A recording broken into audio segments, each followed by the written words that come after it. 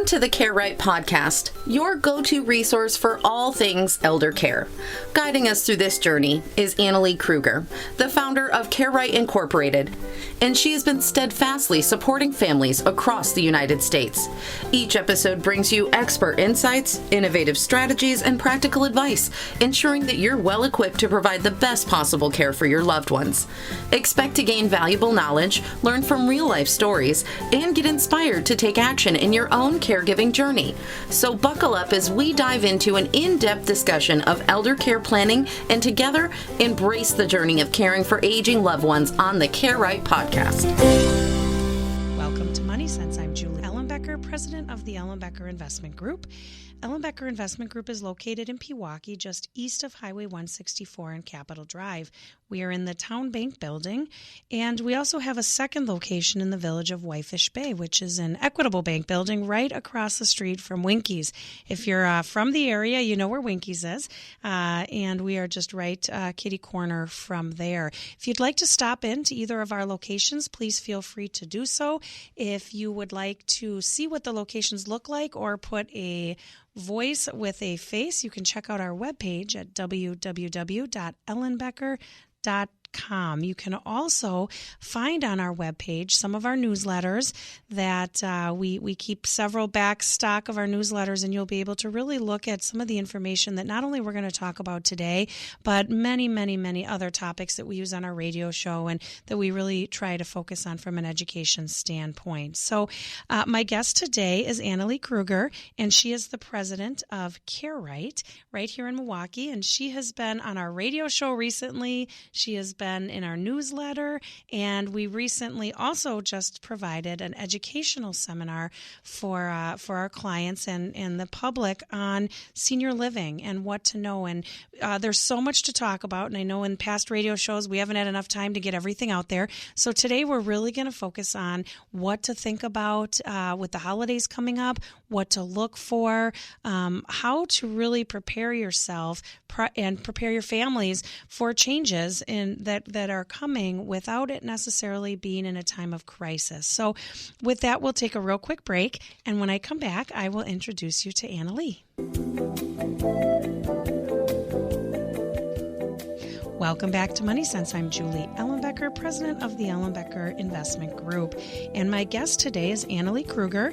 She is wonderful. I've enjoyed having her put information into our newsletter as well as share some client experiences, and was recently just on the radio with Karen, interviewed her. So today, though, we really wanted to narrow down some of the scope of what we've been talking about with the holidays coming up and with everybody really wanting to spend time with their families. There's a lot of dynamics that jump into place. So we're going to spend quite a bit of time talking about that and many other things. So Annalee, welcome. Thank you. Thank you, Julie. It's nice to be back. Well, I'm glad to have you. And maybe you could share with our listeners a little bit about what Care Right does and what intrigued you or motivated you to get interested in this topic. Sure. Well, I used to be a social worker and administrator in long-term care for 25 years. And every single day I had families in my office because there was a medical crisis. Like mom fell, she broke her hip, and the hospital says, here's a list of nursing homes. Go find one by noon tomorrow. And that's how that happens every single time. And that puts families and their aging loved ones in a total emotional tailspin, meaning they don't know what to look for. They don't know what to ask about. Many families have never even had these kind of conversations. And when the daughters or sons would come to do the tours of the facilities, they didn't know what to look for, what to ask about. And most of them weren't able to answer kind of some basic questions like, what's the family plan if mom can go back home? Do you have a living will? Do you have a power of attorney in place? Do you have long-term care insurance, or do they have long-term care insurance? And the responses to those kind of simple questions were always, I don't know. I don't know. Our family never talks about that, or we never thought we would have to deal with it, and now they do. And so it's really overwhelming and exhausting for everybody when there's a medical crisis without a plan in place. So in April of 2011, I started Care Right to really have that mission of educating families to be proactive and educating their seniors to be proactive with Let's have these difficult conversations now when things are going well, because it's really hard to make big decisions when emotions are high and time is limited like that in a medical crisis. So we're 5.5 years old, and we've got a fantastic team up here in the Milwaukee market, and then also down the Naples, Florida market as well. Good. It is so interesting, and every single day I come up with a situation where thinking about these things ahead of time would have really alleviated some of the pressure on the back end, and I think that is important, but it's not easy. And every family is so different. The dynamics are different. I have 4 brothers, and I'm the only girl, so in some ways that's excellent because I get to be the bossy one, and I get to organize, which of course is my forte. I like that, and it's real easy. My mom too, she's real comfortable talking about things like this, and wants to sit down and make sure that she's planned for it, and wants to make sure that her kids understand what her goals are, and come up with a plan prior to any moment of crisis. So in our situation, in some cases, it's been a little bit easier because she's open to talking about it. I'm open to talking about it. It's what we do, and it really has been helpful. But with my dad, for example, who recently passed away, he wasn't so open in talking about it, and it's a little bit trickier when you're trying to figure things out a little bit late in the game. And so I've had both experiences, and I can tell you that personally, it's very much more rewarding. It's very comforting. There's a lot of peace around it when you have these conversations during times of wellness and when there's not a lot of stress there. So I think what you're doing is great. I know that we've got many mutual clients who have found great value in the services you provide. And that's why we like to do radio shows like this on these topics, because it's really helpful for our listeners to know that there are services out there that can help them. And so now I can't believe it's already October, and we know that the holidays are coming, November, December, and all the hustle and bustle gets started here right away. And I guess one of the things that comes up often is I either hear my friends or my coworkers or even many times clients tell me after the holidays that they're really worried about their parents. They come home from holiday or they come home from a vacation and they say, boy, my mom's just not doing well, or my dad's not doing well, or my dad's covering for my mom who's not doing well. And they really don't know what to do. And in many cases, too, I don't know that they necessarily know what to look for. So maybe you could spend some time explaining some of the things to look for, and then also what to do maybe while you're there, and then what to do when you're away again, and how you can start to make a plan that works for your whole family. Very good. So some of the things to look for when you're home for the holidays, or if you are a local family member and you're checking in on your parents on a regular basis, or an aging loved one on a regular basis, these are some things to take a look at when you're visiting, no matter what the situation is, whether it's holidays or just any time in general. But look at things like weight loss. Has your loved one lost weight? Do their clothes still fit the same?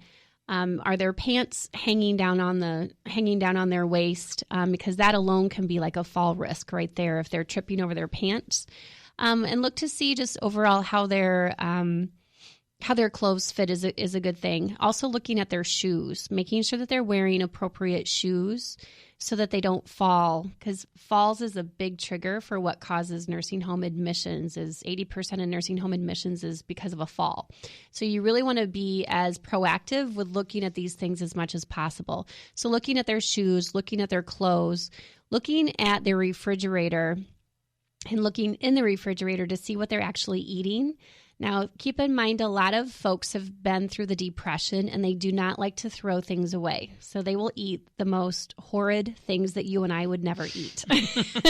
And anyone who's listening to this who has an aging parent who doesn't want to throw away food because it's still good yet is probably like, yep, I get what she's saying. So really taking a look at their refrigerator contents to see what they're eating, and look in the pantry too. One of the things that we do when we're in their house and doing the assessment is just taking a peek in the refrigerator, taking a peek in the pantry. You'd be surprised how many people are eating applesauce or drinking milk that's expired, yogurt, all those things do have an expiration date. So you'd be surprised what people are actually eating, which then can lead to other health issues. Stomach issues, being sick all the time because sometimes they're just eating expired food. Another thing to look at is just when we come in, we do a total house tour. So looking in all the rooms, looking to see do the kitchen appliances work? So for example, a few weeks ago, we met with a new family. They come to see their loved one a lot, like every week, but they always stay in like that front parlor room.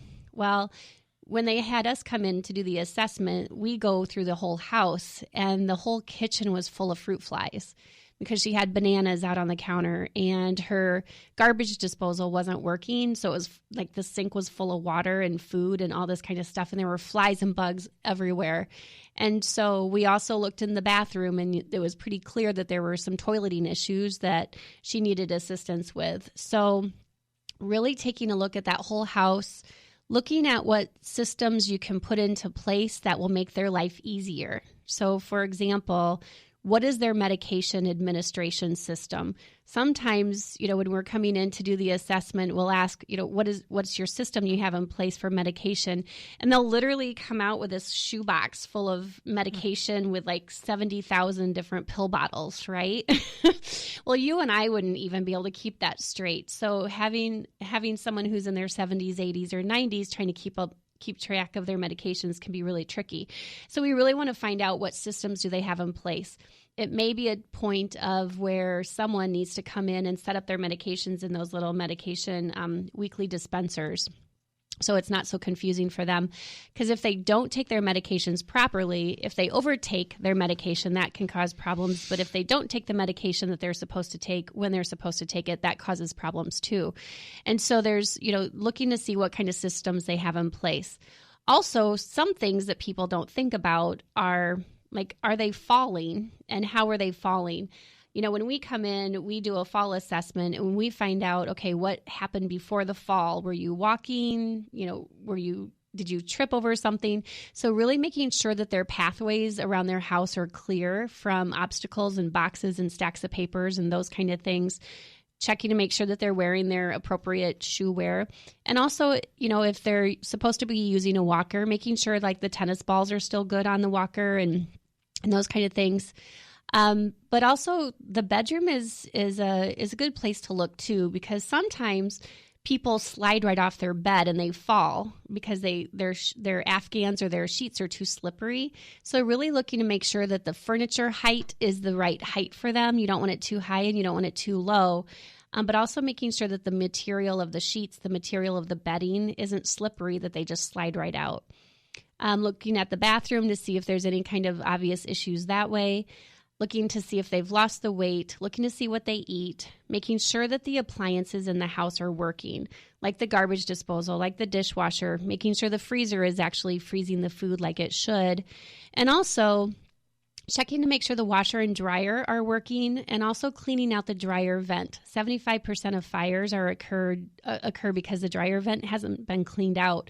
So all those kind of things can be very good proactive things to look for.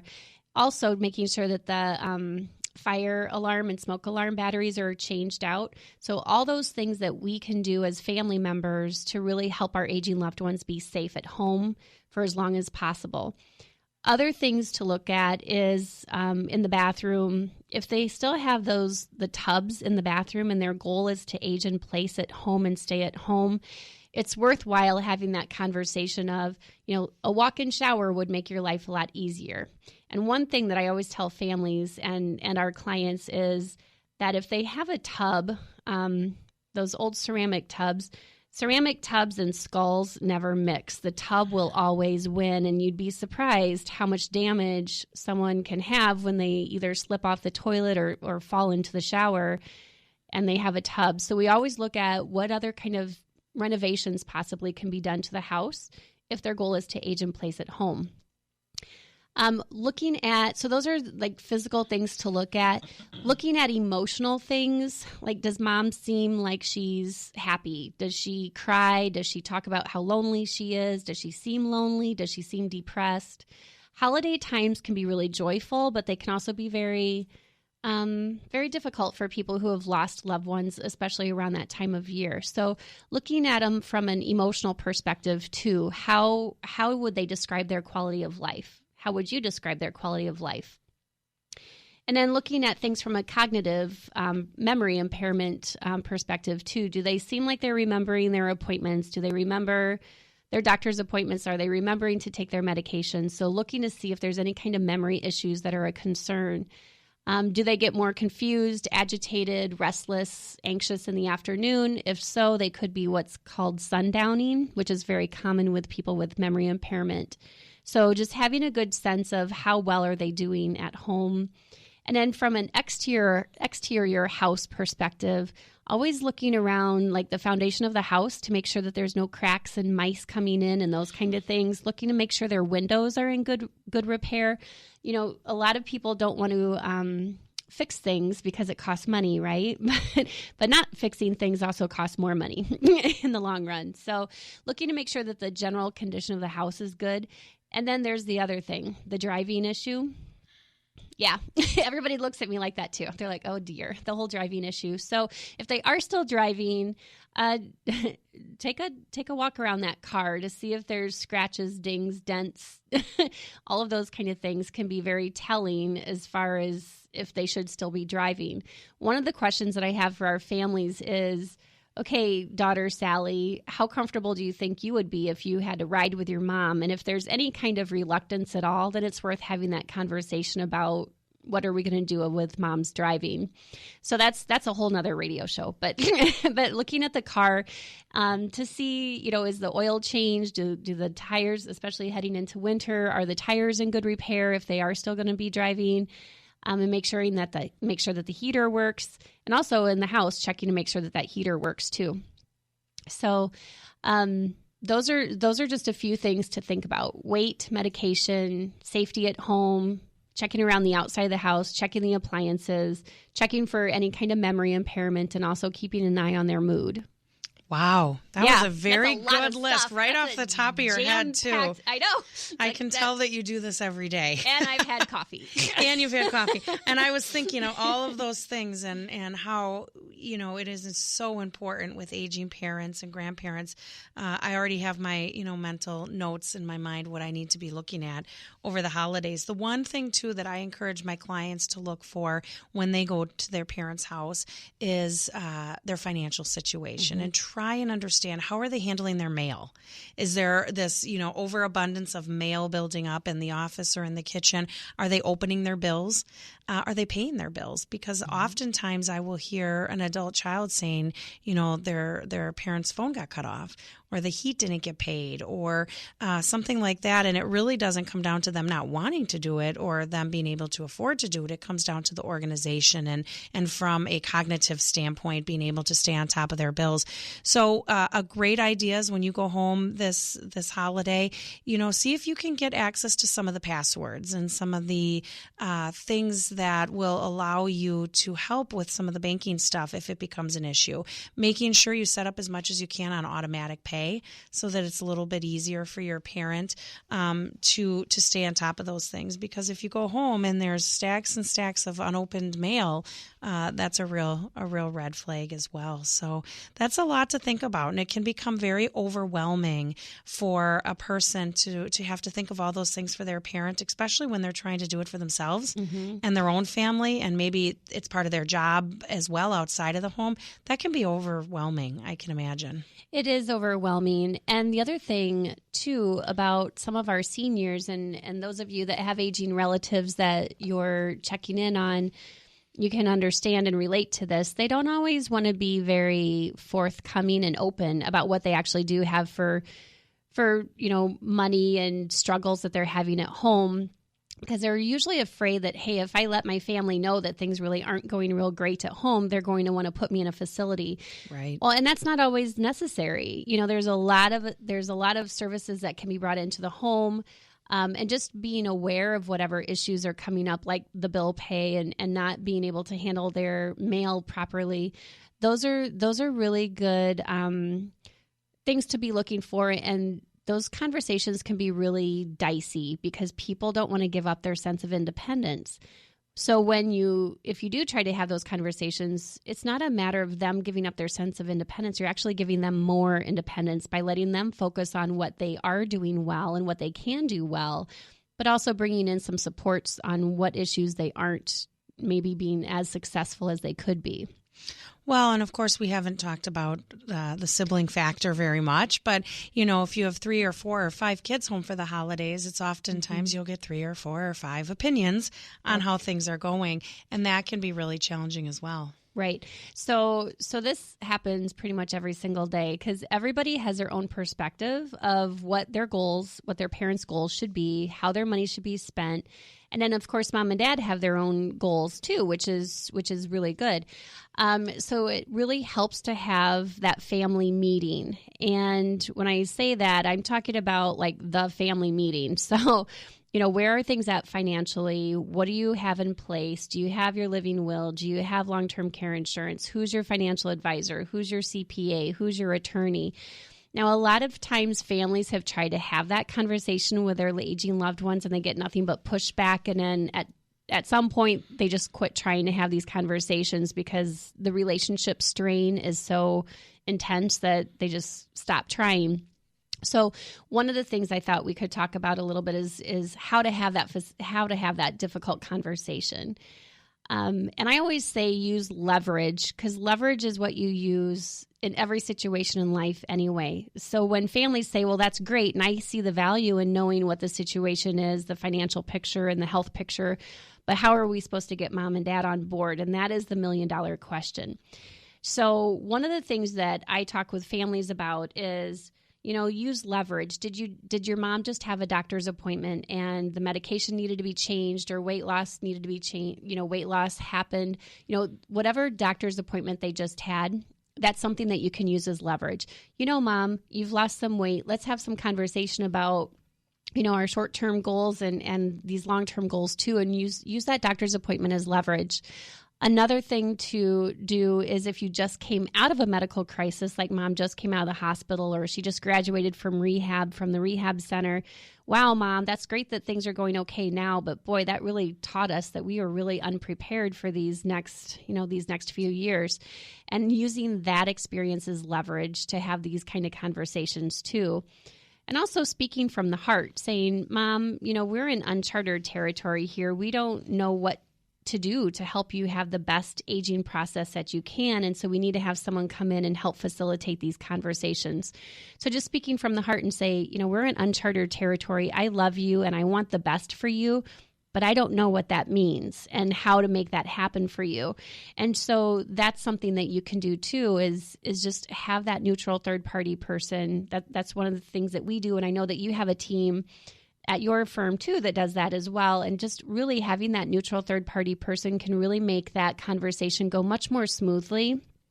Because as a neutral person, we don't bring any emotional family junk to the table. Right. And people get that when I say that. We don't bring any emotional junk. It's more like a business meeting. Okay, what's going well? What's not going well? What are the goals? What are the resources? And what's our short-term plan? And what's our long-term plan? It really is, when you break it down simply like that, it doesn't feel as overwhelming. And when you have someone that comes in and does that, it's not as overwhelming as if you're trying to have those conversations yourself. Right.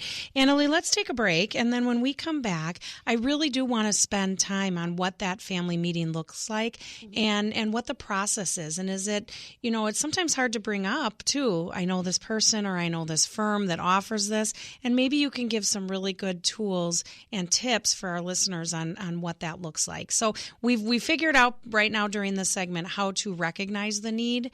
When we come back, I'd like to talk a little bit more and dig in a little bit deeper about what your firm provides, as well as how the first few steps that people can take on their own. So with that, we'll take a quick break and we'll be right back. Welcome back to Money Sense. I'm Julie Ellenbecker, president of the Ellenbecker Investment Group. And today my guest is Annalee Kruger, and she is the president of CareRight. And we just spent a great amount of time talking about things to look for when you're visiting your aging parent. And I sort of wrote down all these notes, and I've got a million action items for myself, and I thought there's got to be a solution, because I know, Annalee, you wouldn't tell us everything to look for without giving us a solution on what to do when we do find things that are a little bit alarming. I think as an adult child, it's scary to see your parents age. On one hand, I also feel very fortunate to have aging parents because that means I still have them. And so there's a lot of positives and negatives to going through this process. And I know everything that you pointed out made perfect sense. All the things to look for make perfect sense. But when we go to the house and we recognize that maybe the refrigerator doesn't have food in it, or the house is dirtier than it was the last time, or maybe your parent has lost a little weight, what do we do then? How do we handle it? You started to talk about, having that family meeting, and I think that the family meeting is very, very important, but it's not always easy to coordinate. We have kids from out of town, maybe siblings who don't feel the same way about mom's or dad's situation. And so how do we figure that out? How do we navigate through that? And then also, what does your firm do to assist us through that process? Yeah, and that's the diciest part of the whole process. Really, is the starting point, and how do we have those difficult conversations? Because, like we talked a little bit earlier, sometimes families have tried this on their own and it just really does not go well. Sometimes families, look at to see who might carry the most influence in your family. Maybe it's a son, maybe it's a daughter-in-law, maybe it's a son-in-law. So look to see who might have some influence. Like in my family, for example, and I can say this because they're in Iowa, so they won't hear. They'll never hear this unless you have radio waves that go all that. Well, we do have podcasts, so be careful. Oh, okay, well that's good to know. So it depends on what the situation is. Like I have clout with my parents, but my brother has more clout in different areas than I do. So like my parents will listen to me when I say stay off the ladder, don't drive when it's crappy out, those kind of things. Right. My brother has the clout when it comes to the money part. Like, okay, let's make sure that you have this in place and that in place. And they're like, oh, it costs too much money, because that's typical of older people. They don't want to spend their money. And that's why they have money, is because they never spent it. Right. And so when we talk about like the money piece, like I was just telling you before the radio show started, Julie, that I was talking to a family that, the 80-some-year-old or 90-some-year-old person didn't want to spend money on like our Care Right services and having the conversation and getting plans in place. Well, the reason she has money is because she doesn't spend it, right? But the family actually heard me on the radio this weekend from when I was on 2 weeks ago with your mom. And so he's like, oh my goodness, there's so much value in having that neutral third party person come in, because sometimes, it depends just on what the family dynamics are. Some families really don't have the internal tools to be able to have these conversations. Like what you said, you and your mom have had these conversations because that's just normal kind of family stuff that you do. Same thing with my family, but a lot of families don't have that kind of dynamic or that kind of comfort level just talking about real life stuff. And that's why it's important to have resources on, that you can draw on, whether it's, like your business or Care Right businesses, where we start those conversations. And we really do a lot of education of what the reality is if you don't have a plan in place. And this is something that you as family members can talk about too, is, like I said before the break, leverage. Did you have someone in the family that maybe, did you have an aunt that just fell and broke her hip and it was just a big mess for the whole family to have to sort out? You can use that as leverage. If you're a family member that you've tried these kind of conversations and it just didn't go well, then I really urge you to reach out and have someone come in and facilitate those conversations. Those family meetings are for everyone's best interest, to really make sure that your mom or your dad or your aunt or uncle, whoever it is that you're overseeing, that they have a voice in what their goals are and what their concerns are, what's working well, what's not working well, and educating them. So many people make bad decisions because they're not working off of correct information. So, for example, like I said earlier, people don't want to tell that they're not having a lot of success at home because they think that they'll have to go to a facility. And that's not necessarily the case. There's home care companies. There's all sorts of different options to help them stay at home. It's smart to look at facilities ahead of time because a lot of them have a waiting list, and you want to be on the waiting list of 2 or 3 different places, because the reality is when there's that medical crisis, they will end up in whatever facility has an open bed, and that may or may not be the right fit. But you want to be as proactive as you can in even that respect, even if it's a year down the line or 5 years down the line, or you never need it. But at least you're prepared, and at least you have that peace of mind knowing that your goals have been heard and that there's a plan in place to preserve your goals as much as possible. So those family meetings are important. If you know that your family's not one that be able to really have those be successful, really look at having an outside person come in. By the time families call CareRight for services, I mean, things are just a mess. They never call to say, hey, how are you doing? It's always like, I'm overwhelmed. I'm confused. I don't know what our options are. There's relationship strain all across the board. Relationship strain with that family caregiver, relationship strain with her parents because she just wants to be the adult daughter, and now she's having to step in and make these decisions. And there's relationship strain among the siblings. And that's why we talk about, who in the family might have the best clout. And if there isn't anyone, then it's really wise to have a neutral person come in. Otherwise, these conversations aren't going to get done. Yeah, I know that it is. And like you said with you and your brother, you each have different strengths. Right. And your parents respect you each for different things. Mm-hmm. And so that's really important. One of the things that we do at Ellenbecker Investment Group, and I know you do it also at CareRight, is, and I refer to it kind of as that grab and go binder. We look at financial planning as a really comprehensive overview of everything that affects their finances. That's why we've built a relationship with you and shared clients with you, because part of somebody's financial picture has to do with their care and how they're going to take care of themselves financially and what's important to them from a legacy perspective. And so that's really how we work so well together. But when we work with a client through this comprehensive financial planning phase, the deliverable or the end result is a binder with every single piece of important documentation that relates to their financial plan. So it's all the contact information of all their partners, including you at CareRight.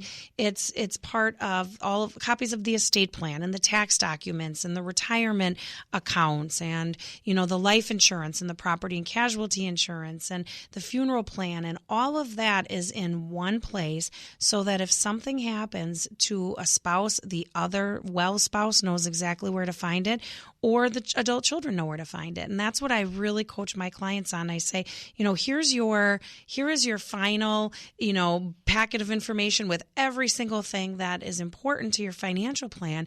Make sure your kids know where that is so that if something happens, all they have to do is grab that book and it's got everything that they need. And I know you do something like that as well. We do. We actually call it the grab and go binder too. And before I came here for the radio show, I just did a video for my CareRight for my CareRight Facebook page about a lot of the same stuff actually, and why it's important to have that grab and go binder with all of that stuff in it that you just talked about, but also the healthcare information, like who are the doctors, who are the providers, what's their phone number, what's the address. Who's the financial planner? All those kind of things are really important because when there's that medical crisis, the attorney and the financial advisor are usually the first two kind of professional people that families tend to call because money will probably need to be moved around into different accounts so it's accessible, and those kind of things. And sometimes, what happens when there's that medical crisis is families, instead of being at the hospital, which would be a good place for them to be with their aging parent, they're scrambling, trying to find this stuff at home in stacks and stacks and stacks of paperwork. And so it's really important to have these conversations ahead of time so that you know where those documents are. And that's why we develop those grab and go binders. In reality, what happens if your loved one or you as an adult person over the age of 18 do not have a living will or a power of attorney, if you're in a car accident, if you have a heart attack, if you have a stroke, if you have some sort of medical situation that comes about and you're not able to make your own decisions and there's not any kind of legal documents in place, then you land in guardianship court and someone will be appointed. A court will appoint just Joe Blow to make decisions for you, and that costs thousands of dollars, and you're not guaranteed that Joe Blow even knows what your goals are. So that's why all this proactive planning from a financial perspective and from a legal perspective are so key. You can save so much money by planning ahead in all of these different avenues: legal, financial, and healthcare planning. So one of the things that I see almost every day is when we have new families, they really don't know even who their mom and dad's medical providers are. They're dentists, they're eye doctors, they're cardiologists. They don't know any of that because this group can be pretty private. And so having that all in that grab and go binder is really key, and keeping it in a safe place that you know where it's at so that you can just grab it. Well, I know when you go to the hospital, the first question they ask you is what medications you're on. Yep. And that is so confusing for people who are not there with their parents at every single appointment. And so having all of that is just, it's going to make everything so much easier. But the thing that I know you say, and I've heard you say it, and it's so important, is to develop that strategy before a moment of crisis. And it's very difficult to do, because when the skies are blue and everybody seems to be doing really well, it's hard to have those conversations, or they just don't come up because there's so many other things to focus on. But by putting together a strategy while your parents are healthy and while you're healthy, that's the most important. I'm sure, like you said, most of the calls you get are during moments of crisis. And so that can be very overwhelming. One of the questions that families always ask when I do workshops and so forth, well, when is the best time to have these conversations? And I always say right now, because you know what? Right now, things are going okay, but tomorrow they might not be. And when you work with elderly clients, their conditions change very quickly. You know, a urinary tract infection can really cause a lot of havoc. And so having these conversations right now is the time to do it and put these plans in place, because it can take some time to really convince and educate your aging loved ones about a power of attorney isn't taking your power away. It's giving you power so that when you can't make those decisions, you've appointed someone that you trust to make those decisions. So it's all about empowering them rather than trying to take any kind of control away. It's about empowering them. And that's a good way to approach these conversations is I want to make sure that your goals are followed through, but I don't know what your goals are. So what are your goals? Do you want to age in place at home? When you're talking about funeral, what kind of funeral do you envision? Do you want an open casket? Do you want cremated? Do you want closed casket? Just having these conversations. And it's not easy. And a lot of people think that once you start talking about this stuff, then, that means I'm going to die now. Right, It just kind of makes that leap. And I was like, no, it's for when that time comes. You want to be, as family, you want to be spending the time at the hospital. If your loved one starts to transition into that dying process, you want to be spending your time at the hospital and spending your time with your loved one instead of trying to gather all this paperwork that's already in the grab and go binder that you and I both put together for their families. So if there's one takeaway, it's the grab and go binder. No, I think that's wonderful. And and I always say it's really not just your aging parents either. It's all of us. Anyone over the age of 18, right? You should be having these conversations at home at dinner tonight. So daughter, who's 24. Right. What do you want done? And it is funny. I have one brother who, although he's not aging and he's not ill, or he is aging, but not to the point where he can't do his own things. He loves to talk about his funeral. He loves to talk about what we're going to do. He's 44 years old and he tells me exactly what he wants. And it's quite comical. I always ask him, are you trying to tell me something else? But it's just a really open conversation. And I think it's really important. But having that information at your fingertips is, like, I would agree, the biggest takeaway from today's conversation. So we need to take a little break. And when we get back, what I really want to talk about is I'm looking forward to your list of things that we can look to purchase for our aging parents as holiday gifts, because I know I've got, my parents are very hard to buy for. And in many cases, I hear that very often. And so this year, I'd really like to share some ideas with our listeners on things that they could buy for their parents that their parents will enjoy, but will also help maybe with this process. So let's take a quick break. And with that, we'll be right back.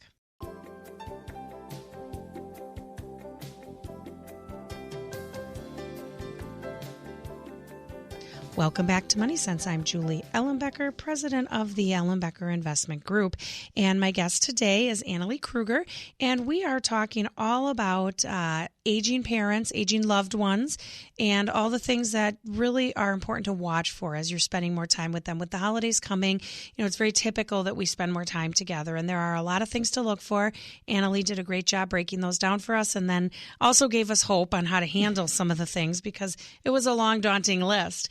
But now the fun part, with the holidays coming and with wanting to buy gifts for our loved ones, I know that there's a lot of things that we can do that at the same time they'll enjoy, but will also maybe either help their current situation or will help us as their adult children to stay in touch with them. So if you have a few gift ideas for the holidays, that would be great. Share with us. I do, as a matter of fact. Good. So one of because of this time of year, that really is a very frequently asked question is what are we supposed to get mom and dad? Okay. And especially what are we supposed to get them if they reside in a care center or community? So we're going to talk about both. So different gift ideas would be know your parents well. So would maybe a beautician certificate be a good gift for your mom if she likes to go to get her hair done every Friday? Finding out who she goes to for her beautician and getting a gift certificate for that. If they still live at home, helping to pay for things at home would be helpful because, like I said, this generation of folks don't always want to spend money. And again, that's why they have it. But looking at snow removal, seeing if you can get some snow removal in place. We've got so many clients that are out there trying to move snow and stuff because they don't want to give up that level of independence. But really having that conversation about, it's time to maybe outsource the snow removal, having someone come out and mow for them. Those are some good ideas. Having their gutters cleaned is another good idea. Having the furnace repair person come out just to make sure that furnace is going to be holding up okay for the winter. That's a great gift idea.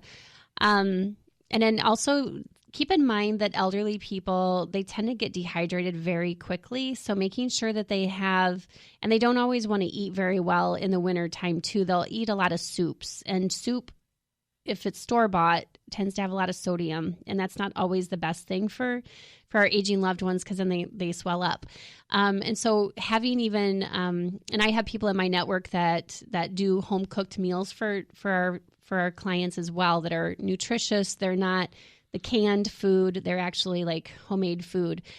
So that's always a good gift is making sure that they have healthy meals to eat. Something that you could do if you like to cook is a lot of crock pot cooking is a good idea, and those can make nice gifts too.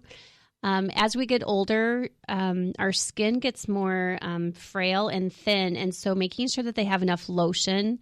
And be careful about scented lotion because as we get older, your skin gets more sensitive. And so making sure that they have appropriate lotion for what their health conditions might be. And also, making sure that their clothes fit. So clothes can also be a good solution for gifts as well. If they're in a facility, all of those kind of things, the clothes, the lotion, but also the beauty shop is a good gift card to get. And then if they have certain things that they like to do, that maybe is that if they're in a retirement community, things that they like to do that cost money there. So for example, in the activity department, they'll have buses and they'll go out to eat and those kind of things, making sure that they have the money in their account there at the community so that they can go out and not feel so isolated. So those are some good tips. And sweaters are always a good thing too. And slippers and shoes. Safe, and scarves. Yeah, safe slippers and shoes. Yes. I'm always amazed as I see what people are wearing, especially in the retirement community. And so I know slippers with soles are important. Yep. And I really do think that it's wonderful to encourage, because not only do loved ones not want to go on some of those day trips and those events, not only is it always cost, but I've got a couple clients who say they pay for it for their parents because their parents don't really want to go, but they would never waste the money. So they go, and it's forcing them to get out of their community. So that's really nice. And then, of course, I go back to my childhood and I say coupon books, time together. That is always really wonderful. And encouraging your children, maybe their grandchildren, to just spend time, because I think that is one of the things that generation did a lot more of. They were better at it than we are. And so when we can spend time with them and just go visiting and take our children, their grandchildren, and participate in some of those events with them, that's really important as well. The gift of time is the best gift. I mean, when we because we see clients obviously every day, and a lot of them just talk about how they miss just having that relationship with their adult child or their adult daughter or adult son, because they realize that daughter is coming over to help with laundry and doing all these tasks. And both the daughter and their mom miss just having that kind of time together, the bonding time that's not task-oriented, looking at pictures and doing those things, reminiscing. Those are really, really good gifts that don't cost you any money. It just costs you time. I would agree. So with that, unfortunately, we need to wrap up. I know we could have spoken much longer on all of this wonderful information that fortunately we're all being faced with at some point. And there's the good side of it and the challenging side. So thank you for sharing all this information. Thank you for tuning in to the Care Right podcast. We hope today's discussion has provided you with valuable insights. If so, don't forget to like, subscribe, and share our podcast with others who might find it helpful. Remember, Care Right is more than just a podcast. It's a community dedicated to supporting family caregivers with comprehensive care planning, crisis management, and resources for every stage of aging. Stay connected with us for future episodes as we continue to explore essential topics in aging planning, elder care, and financial planning. Until next time, take care, plan wisely, and remember, you're not alone in your caregiving journey.